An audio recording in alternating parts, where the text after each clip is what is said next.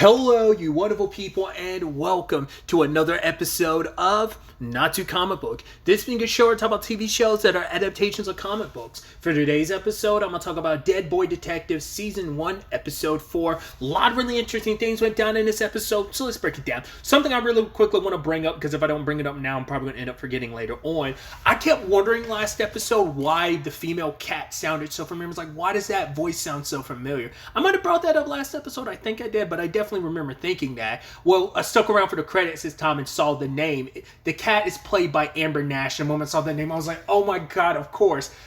She probably the thing you'll probably best know her for if you've seen the show Archer. She voices Pam. I was like, oh my god, I totally hear it now. I was like, oh, that's why I was nagging me. I was like, why does that voice sound so familiar? It's like, yeah, that's Pam. So that voice is so fitting for the cat, and especially the dialogue coming from that cat, because I love that back and forth of, wait, that's the one I can't believe you let him put a leash on you. He's like, fuck off. Fact of the matter is he had a sardine, and she's like, you're such a whore. I'm like, I love that exchange. Just these little bits. I love that we had these two cats, and we didn't see them this episode, but obviously we'll probably see them from time to time continuously, but the whole, dandelion sprites, bits as well. So I just think that's kind of these neat little pairings that the show has as these little bits. But either way, that's kind of an interesting element to Jenny's story this episode, because obviously we didn't really... Jenny's still kind of the person we know nothing about at this point in time. We just know she runs a butcher shop. Well, it turns out she has a secret admirer, which she really appreciates the letters, even though she says all that stuff later on of like, right, if it's typed up, it could be by a serial killer. I mean, they might as well be like using cutout letters from a magazine. But despite all that, despite her being like, yeah, it's not important, I really don't want to know, it's like you still keep the letters rather than throwing them away because it's nice. And for her, it's just kind of, as we've kind of seen, Jenny's kind of pessimistic about the world, but it's usually like if something's like that happen, it's because you've been hurt and the world's hurt you, and you just want to numb yourself so that you don't ever want to get that hurt again. It's, it's a defense mechanism. So it's like she just doesn't want to like be too hopeful. And I think it's for her, it's like, it's this little magical thing of, yes, if as long as I don't look into it too much further, I just have these letters, I can enjoy them before reality comes and smacks me in the face of, oh, this is probably something terrible behind this, but at least I can enjoy it for the moment, because she believes everything eventually turns to crap anyway. Just that, once again, she's very pessimistic in that approach. Like I said, it's most likely because of the cards that life has dealt her. But it seems like that's probably going to be like a major part of her story going forward, is figuring out who the love letters are by. Crystal was trying to touch the letters. Granted, Jenny doesn't know that she's a medium, so, but it's just like Jenny's just kind of like, I'm not going to let you touch it. I'm not going to take the chance for you to touch it and run away with it, trying to find out who's behind the letters. So, but I thought that was kind of a neat thing, because I'm curious to see where that ends up going. It's going to play into I don't know if it's going to play into a larger plot point, or whether that's just going to be like a larger plot point only in its confines of Jenny's story, not in the greater Dead Boy Detectives show storyline. Obviously, there's a lot of kind of sort of pseudo scars left behind after dealing with the Devlin House situation last episode, specifically with Charles. Everyone can kind of tell he's a little off, but he's still, once again, the problem is he could, putting on smiles and being happy and stuff, like it was easy to hide that from Edwin for so long, but Crystal now, like both Edwin and Crystal have seen the mask slip now, and despite Charles' attempt to try and put it back on, it keeps slipping. It's like we've seen through it now. We've seen behind that mask. You can't hide behind it anymore. So it is that situation of like Edwin's kind of recognizing like, oh, it took like there was a lot more there that, I'm supposed to be a detective and you're my best mate, and I never quite recognized what was kind of bubbling beneath the surface. Crystal seems to be the only one, and I guess it's because out of the trio, she's the only one that's kind of, when it comes to her issues, she's the only one that's very vocal about her issues. Edwin keeps a lot of stuff close to the vest, so does Charles. Crystal's the only one that's like, yeah, like I'm miserable by the fact is that I'm dealing with a psycho ex-demon boyfriend, plus I know nothing about myself and my family, so she is putting like all her feelings are out, like she's kind of keeping them all out there, whereas like once again, Charles is keeping it close to the vest, but he also wears his feelings on his sleeve in a lot of ways, whereas Edwin keeps a lot of stuff like even more bottled up. So it's just kind of this interesting dichotomy between these characters and their approaches to like their emotional turmoil that they're all kind of going through respectively.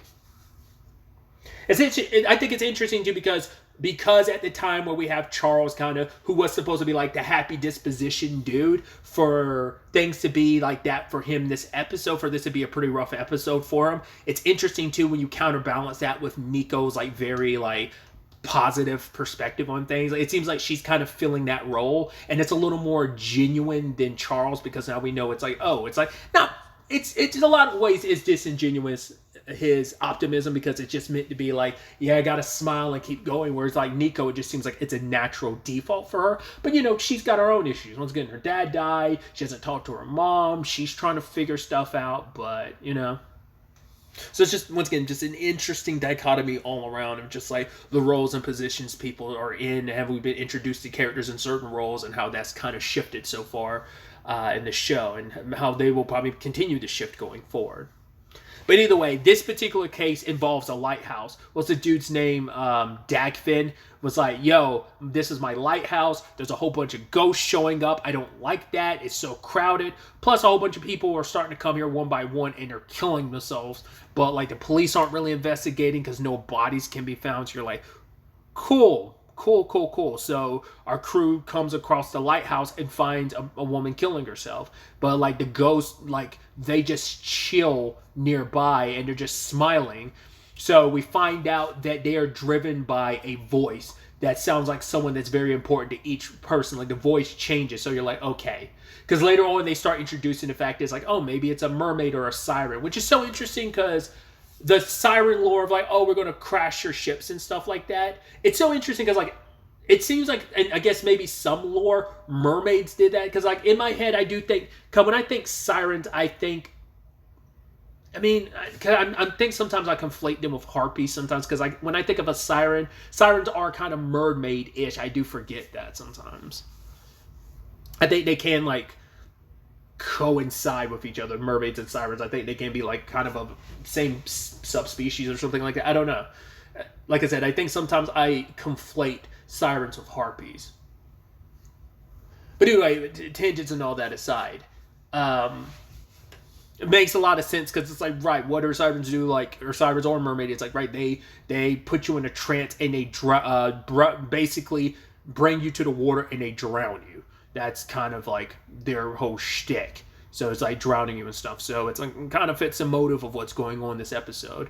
I mean, we end up finding out ultimately who the big bad is. It's Angie. And the moment I heard the name Angie and they even showed the picture, I was like, oh, well, it makes sense with the name like Angie. You're an anglerfish or a secret large anglerfish, as we can say. I mean, it's also befitting considering like that's what the anglerfishes do. They have the little thing on their like antenna that kind of acts as a way of drawing you in, kind of dazing you, and then it could go chomp. That's how it, captures its prey and eats. Which it's very befitting because that plays into Angie's thing of like, right, Angie normally doesn't float to the surface, but we never really found out what it was that kind of made her change. That wasn't a plot point, but I'm curious if that's going to be something where it's like, hey, some supernatural imbalanced stuff has been going on, and that's why Angie normally wouldn't be so close to the surface. You wouldn't be having issues like the repeated suicide situation, because, but it's like, right, she is a creature that it's like she still has to eat too. Like it's kind of like the natural circle of life of everything has its source of food and it has to go about things. So later on when our crew was like, oh, we have to kill Ange, like Mick was the one to be like, you don't have to do that. You can just, try and, put her back to sleep so that she just rests and isn't on the surface being an issue, As I was bringing up earlier, the whole changing of dynamic and roles for the characters, Nico kind of steps up even more this episode of leaning into like the detective stuff because she's learning from Edwin. It's so interesting because it seems like obviously like Charles and Crystal were already the ones that hung out the most, and Edwin kind of went off on his own, especially without Charles around. But now it seems like it's going to be him and Nico. I'm sure the pairings will probably like switch off, but I think it's very telling who they've kind of latched on to, Crystal and Charles, whereas like Edwin is kind of latched onto Nico, and Nico, but it's like, right, Nico's got her happy disposition. She's like friends with everybody. So it's just kind of interesting how those pairings happen. And she is really kind of leaned into the whole detective angle, trying to learn all that she can from Edwin, understanding why he takes the notes that he does, but she's also asking a lot of questions. I mean, I think that's also a lot of her natural qualities that make Nico make her also a really good detective. And it's like, oh, what makes you question all this stuff? And she's like, well, I've watched a lot of like detective anime and read a lot of manga. And it's like, oh, obviously it's like I almost halfway expected you to name drop Detective Conan. I'm sure there's plenty of other detective series, but it's like, I mean, it's literally in the name. So it's like, and especially with the whole constant, saying like, oh, I mean, obviously it's very, any detective situation of, hey, case closed. It's very like, not anything special, but it's still like, right, that was like, at least for a time, that was the English title for Detective Conan here in the US. I don't know if it ever had that titling anywhere else internationally or not. Because that was my first introduction to it as Case Closed when it was coming on Adult Swim way back in the day.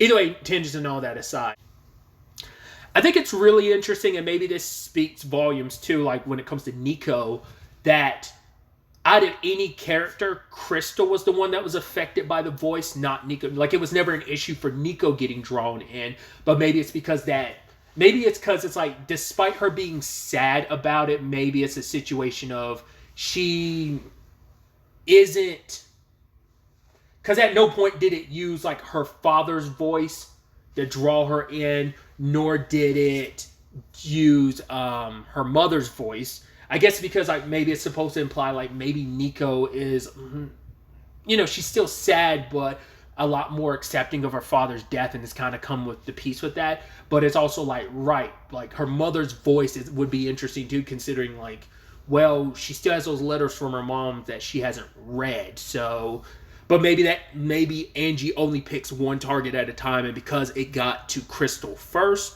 But it also might be of, well, Crystal was more delectable as a target because of her needs. Isn't saying like, maybe it's not saying like, right, Nico doesn't have her desires and needs when it comes to like someone she misses, whether it is her dad or her mom, but because like it's all that defines Crystal right now, like what she's lost, and that's making her feel lost in itself. Maybe that's what drew Angie to her, so maybe that's why it specifically latched onto her and never really switched over to Nico. I just think it's interesting because there's at least one other living human being, but to be fair, as we can see, it always goes after one person at a time. Like, these people aren't sadly, mass, unaliving themselves, but it's just kind of like a one at a time thing. So there's also the situation where they ended up meeting, what was it, the red woman? What was her name again? The washerwoman.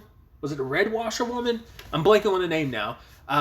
Which that's kind of a sad situation. She's like, yeah, basically I have to wash the blood of humanity, past, present, and future. That's kind of her deal. And she wants to help out because the less blood in the world, the less blood she has to clean out from the world. But it's like, oh, that's kind of like a very heartbreaking, tragic circumstance.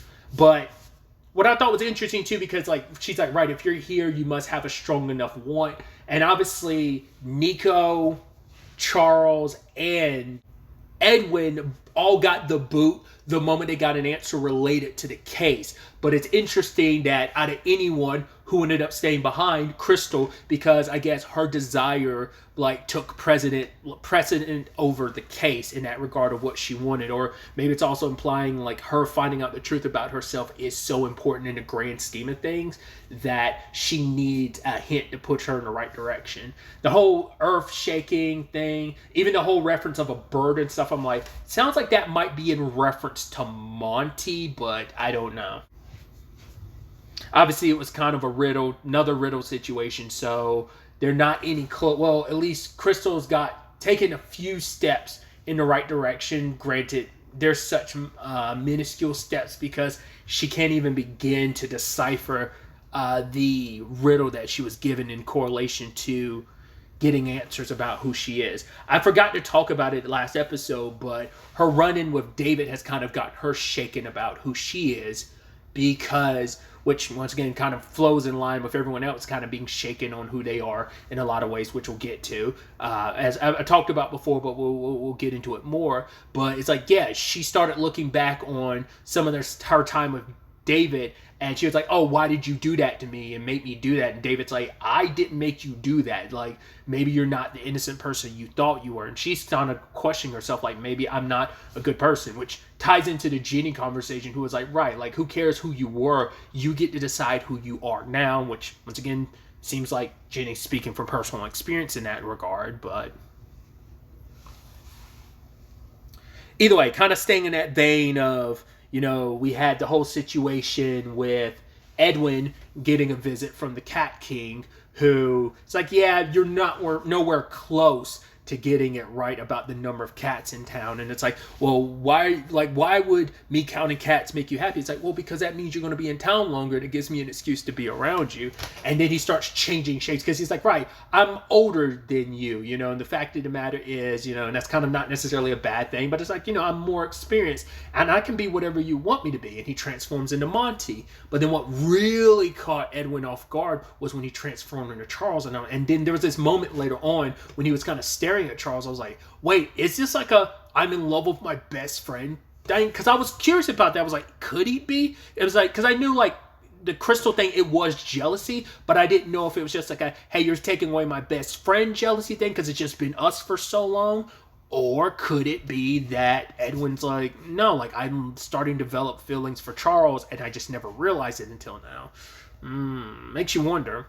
Especially because him and Nico bonded over the fact is neither one of them have like had a lot of experience. Like Nico's never been kissed before, and neither has Edwin. He had never really given it much thought, but it's not until he was around the Cat King, which is like, oh, he kind of makes me realize like, despite how smart I am, there's still so many aspects of life I never got an opportunity to live, because it's like, we take life for granted. You never think like, oh, your life is going to be cut that short like it was for Edwin. I mean, who is ready to be, who's got it on their bingo card of like, oh yeah, how I'm exiting life is a ritual sacrifice. Because even Nico was like, oh, do you want to kiss Monty? And he's like, I don't know. And she's like, do you want to kiss the Cat King? And he's like, absolutely not. He is intrigued by the Cat King, but maybe it is a thing of your promiscuousness, your craftiness makes you not that appealing to me. But it's like, it's that the Cat King represents the side of himself that he's never really indulged in, and that was just kind of the experiences of life, Back to it, like, we still not completely sure where his heart lies when it comes to Charles, but either way, like I said, when it comes to Charles, let's shift over to him. Once again, he is trying to pretend like everything's okay, but everything with his dad, like a lot of that bubbling to the surface because of the Devlin case last episode, is still weighing on him. And Crystal's trying to get him to open up about it. It's like, right, you can talk about it. Even Charles, Edwin's like, hey, if you want to talk about it, we can, but it's like, Charles rather not. To be fair, it's something he's had to deal with for all of his life, no matter how short it was, plus, the 30 years he's kind of had to live with that, like, anger inside of him. At the same time, once again, Crystal herself is being drawn in by Angie because of her want to be, hearing her mom and being so desperate. So they ultimately go to meet with Mick, which I love Nico's interaction with him. Was like, you're a walrus? You don't look like a walrus. Turns out he's actually been looking for the red washer woman, because he's trying to find the means to become a walrus again. Apparently he's been looking for 50 years. Which definitely feels like, because of the nature of what Nico's circumstances are, like, does seem like maybe that we're going to find out there's going to be more to her. I don't know if it's necessarily going to be a Kira situation from Teen Wolf, how like she ended up being like a kitsune. That's why I'm wondering, like, it seems like for the most part, it seemed like she was a normal girl up until now, and now obviously like her close encounter with death kind of, made her being able to see like ghosts and stuff. But I'm wondering, is there going to be more to her? Because like all the like seashells or the glass shells she ended up finding, which I thought that was a really sweet thing she did when she gave one to Edwin. And it's like, oh, the pink one. It's like, well, what does it represent? It's like, well, whatever you want it to, you know? And then gave him the red one. And it's like, red one means courage. Then she gave Mick the blue one. No, it was like the green one. And it's kind of like emotional stability, which I thought after she had given that to him, it was kind of like he's like, thanks, you're very kind. Like, it did seem like, because he was agitated, she could tell, and like she has like a very calming nature about her. It's just like, it's her demeanor and her delivery of just how she said stuff. It's just her aura in general. So, which also makes it, I guess, almost like this interesting opposite ends of the spectrum of who Nico is as a character, plus how foul-mouthed the dandelion spirits that were in her, or sprites were in her, you know. So like there is supposed to be that opposite ends of the spectrum in that regard. But she's also the one that ends up later on, like they were trying, after they found the device that was in the shop, they were going like, hey, we could use this to sing Angie a lullaby. It's a machine that they've used something similar in the past, and like they needed bait, and they were going to get some meat from Jenny. They didn't ask her for it because they probably would have had to pay for it, but they ended up sneaking into like the bin in the back getting some. But I love that like Nico came with a random fact of, yeah, like cannibals say that human meat or whatever tastes like long pig, so it must, you know, maybe we get some pork, and Angie will kind of latch onto it, and everyone stares at her. She's like, what? I watch stuff other than anime. I was like, I love that line. Which obviously is funny because she does watch Scooby-Doo later on with Edwin, which is like, hey, getting some of his pop cultural references. Like, that's OG Scooby-Doo too, because that looked like that was Scooby-Doo, Where Are You? Which is funny because once again, Scooby-Doo's under the Warner Brothers Discovery umbrella, which DC is also under that umbrella, which Vertigo's under that umbrella of DC. So once again, just funny. So I always bring up that conversation of, do you have to pay for licensing stuff like that? Is it cheaper because it's technically in-house, even though you're doing this at Netflix? It's still Warner Brothers Television that's behind this TV show. So like, do you have to pay for those things, or because you're under the kind of same umbrella, you're able to like do that for a couple seconds without having a licensing issue? I always wonder about stuff like that when you're able to show like a couple seconds of footage of something like a Scooby-Doo in that regard. Which is also funny too, because I keep making Supernatural comparisons, and lo and behold, there was literally a Scooby-Doo Supernatural crossover episode. It's like one of my favorite episodes of Supernatural because it's such a fucking weird concept of like, we got that. That's insane that happened in Supernatural. That is fucking insane. There's been a lot of insane shit that happened in Supernatural, but that's still kind of that one takes the cake for me, but that's just me personally. Either way.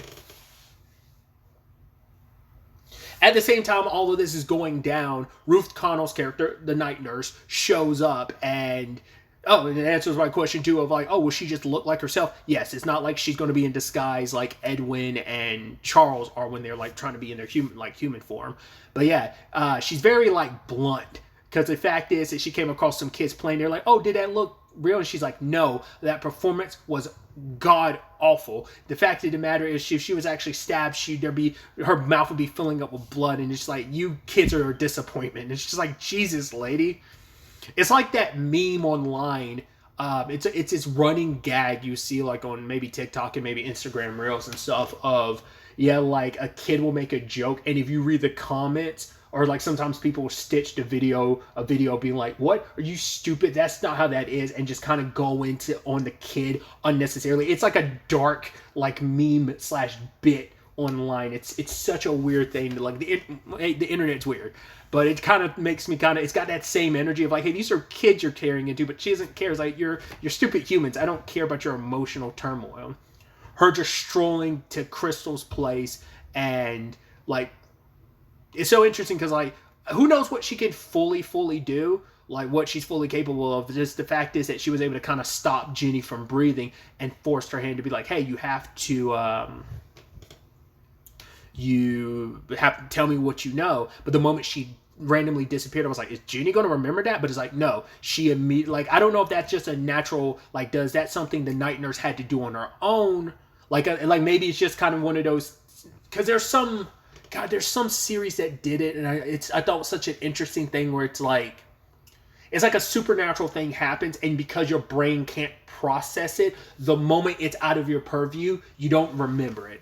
I feel like there's some TV show or something that had that concept, which I thought was interesting. I'm wondering if that's how that works. Because Nico, Crystal, they're fine because, yes, they're humans, but Crystal's a medium, plus Nico has, like, nearly died, so it kind of, your brain becomes tapped into the supernatural world. So either the night nurse just did that on her own, or maybe it's just a natural byproduct of anyone connected to the afterlife, or like the supernatural stuff kind of whiplashes you and you're like, wait, why was I here in the first place?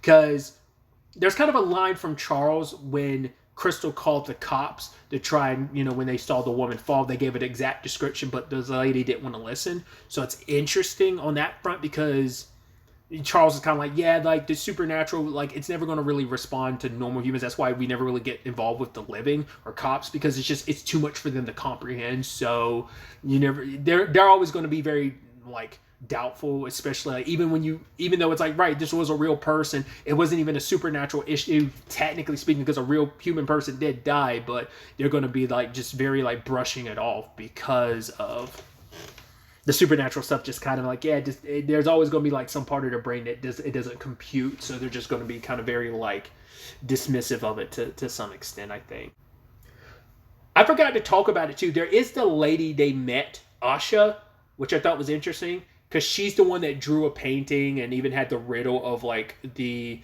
red washwoman. She also is the one that had a picture of Lilith and was kind of making the whole point of, oh yeah, Lilith, like she kicks it with like, yeah, she only really responds to people, specifically witches, like ha ha ha ha. But it's like, oh, does Nico know about that yet? Have you really kind of informed her about that?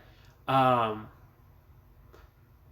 yeah, she wasn't around when Crystal was having that conversation with Edwin, like after her and Charles had ran into her at the butcher shop last episode. Oh, really quickly too with Charles, I want to also, no, not Charles, Edwin. I want to bring this up. I'm a little all over the place. I do apologize, but it's like I want to remember this thing that I thought was so interesting. The Cat King can make you tell the truth. Like all he had to do was like swipe, like kind of did like a magic spell of his own on Edwin and forced him to tell the truth. Which he's like, hey, you never have to like pretend to be anyone else with me. You could always be yourself. So like that's something to keep in mind. Like I will never judge you. I will always accept you for you, truths and all. Like there don't have to be any secrets between us, because Edwin made it clear, like, right, I help people because I'm trying to get justice for those who can't have justice, those who kind of go unsolved. But the Cat King's like, what's the real truth to it? And it's actually really heartbreaking where Edwin's like, I hope that if I can basically solve enough cases, build up enough good karma when I do eventually potentially get dragged back to hell, hopefully I will be able to build up enough good karma that I will be able to like ask for leniency, which I'm like, oh, that's really sad, and he kind of beats himself up about it because he's like, right, that's selfish. Like, I don't have the best of intentions with what I'm trying to do. Like, I'm not just helping people, like, oh, I'm doing it out of selfish stuff, which I always go back to the Good Place situation, which is the early conundrum. Obviously it's a lot more gray area and complicated because humans are human and there are gray areas and complications. They are enigmas wrapped within enigmas. But anyway, the whole point of, hey, you don't get any good points when you are doing good for the wrong reasons. You have to be doing it out of sincerity. But if you have like ulterior motives why you're trying to be good, it doesn't count for you getting any points. Like, once again, I always go back to that, like the moral conundrum, the philosophical moral conundrum that is like that show and its approach to morals and philosophy. But anyway, tangents and all that aside. So, finishing up with all that, we do eventually have the night nurse catching up with... Well, actually, because Jenny told Crystal about the lady that visited, and then they went to go find her. It's like, oh, let's talk to her. It's like, oh, you must know me. But it's like, sadly, you were bait to get our two dead boys over here. And she's trying to make the point that is like, right, you're not supposed to be here. My job is to guide you where you're supposed to go. In Edwin's case, you're supposed to be in hell. And you're not supposed to be here. Your time on this world is gone, Charles. You need to find where you're meant to be. Maybe it's somewhere wonderful we won't know. But that's also, I think, the thing Charles is so scared about, because like, what is that afterlife waiting for me? But also he doesn't want to let go, because it's just like a lot of stuff is keeping him here. And sadly, the night nurse is like, all right, you want to play that game? We can play. It ends up like sending him down like a trauma hole, and it's almost like sadly reflective. It's not a one-to-one, but it feels a little sadly reflective of he's kind of looped into the bad stuff in his life, just kind of like he was trapped in that loop last episode, which comes up obviously in that conversation. But obviously the kid, like him being in the water, right, once again, eternal injuries as well as like hypothermia. She was saying like, right, the eternal bleeding and injuries would have killed him even if like the hypothermia hadn't. But it's like, yeah, to throw rocks at him. It's like, hey, these were your friends. I was like, oh, wow. So they weren't even bullies like Edwin's situation, where it's like, hey, let's ritually sacrifice this dude. They didn't think much of it, but they were trying to scare Edwin.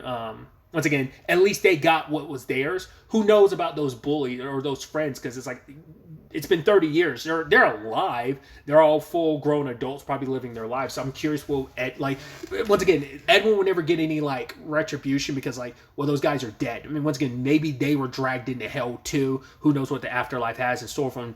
They would have ended up at the Lost and Found, because they were all teenagers themselves. They're still considered children, but it makes you wonder about everyone that was in connection to what happened to Charles. We find out like it seems like he was protecting a kid that his friends were bullying, and it seems like that made him catch their ire. Who knows? We're only getting fractions of that story in that moment. And then there's also the moment with his dad. And once the guy was pulling off the bed, I was like, man, we've been getting so much, like, it's effed up to say. I mean, it's really effed up to say. There's been so much comic book child abuse lately. It's insane. That's not even that's not even like an over exaggeration. I mean, it's like along the same line, right? We have Billy and Lenny's dad in The Boys. We have Mark's mom in Moon Knight. We have Jane, or just simplify things, Jane from Doom Patrol, her dad.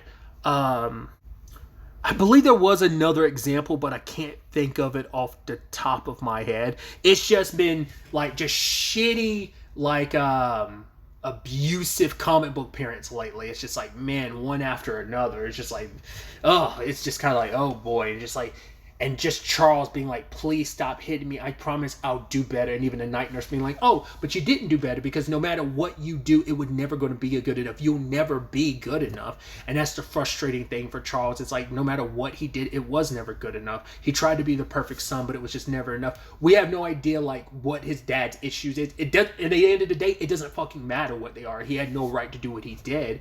And so Charles is like filled with rage about that. And it's just kind of like, the reason why I'm still here, like, all you did, yeah, you want to cause all that pain for me. It's like, yes, all you've done is just reignited that anger in me. He's like, my purpose, the reason why I'm still here is because I have a purpose. He picked up the device and he's like smacking her in the face and hitting her, and eventually kicks her over the edge, and she ends up becoming Angie's lunch. So it's like, hey, we don't have to worry about sticking that meat onto the device like we were trying to, because it having no success. But is she dead? Probably not. She probably went right back to the afterlife, which she probably has to file a new like thing to be able to come back. I mean, she might be dead, but I highly doubt it. I think it's probably more likely a thing of, no, like, she's still alive, but she just got sent back to Lost and Found, and she'd probably get reprimanded for her failure. But also, like I said, she'd probably have to go through the whole process again just to be able to go back to the human world, if she's not, in fact, dead.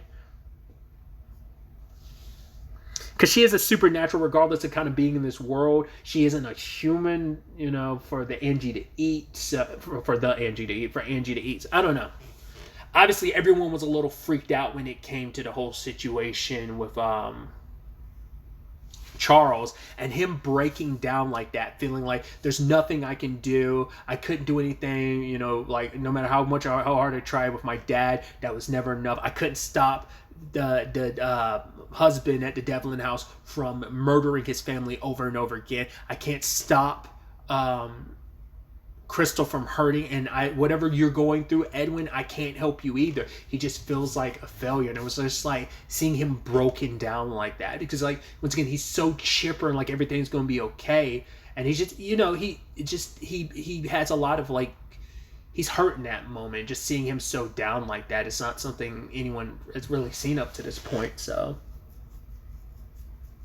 I even love at the end of the episode when everyone comes back, Nico goes into her room, Crystal goes into hers, and then Edwin and Charles follow one of the girls respectfully to be in their respective rooms. And Nico walked away from this experience specifically to stuff related to Crystal. It's like her desperation to see her mom and hearing her mom's voice. It brought a lot of stuff to the forefront, whereas Nico had said previously, like, oh, I'll think about it. I think it really pushed her to be like, no, like, I'm going to read my mom's letters and see what they say. So then there's the Crystal and Charles situation, which they proceed to make out. It's like, can you even feel that? And Charles is like, yeah, but does it even really matter? Who cares? And I don't know if there's going to be any sex or that's just going to be some hardcore making out they're going to do. Like I said, there's ways around that. As Charles said, that's why I was like, I think the last episode I was like, we're going to Wonder Woman 1984 this or not? So I didn't know if that was kind of what they were going to go for, but it seemed like even just in ghost form, he's fine without having to put on his the glasses to put himself into disguise, you know? I also forgot a small detail is that one of the rewards they got from this episode was they have an 8-ball that tells you when you're going to die, which you're like, it's such a specific item. To be fair, they're like, wow, we could add that to our collection, but I'm like, that's probably going to be an issue later on. Obviously, like, when I hear that, I immediately think of like Death Note and Shinigami Eyes, but you're like, I was kind of weary because I was like, I hope Nico doesn't shake that up. I hope Crystal doesn't shake it or whatever, like, because you're like, is it set in stone? Is it going to be like, oh, you're going to die in like 50 years from now or yada, yada, yada on this specific date? Can that be changed, you know, or is that going to be a storyline of, oh, you're going to die like in the next week? Well, we need to change that, and it can be changed. And once again, how much of that is set in stone, especially considering like death isn't just a concept. It is an entity. It is one of the, what were they called? The Eternity? Is that their names? I forgot what they're called now.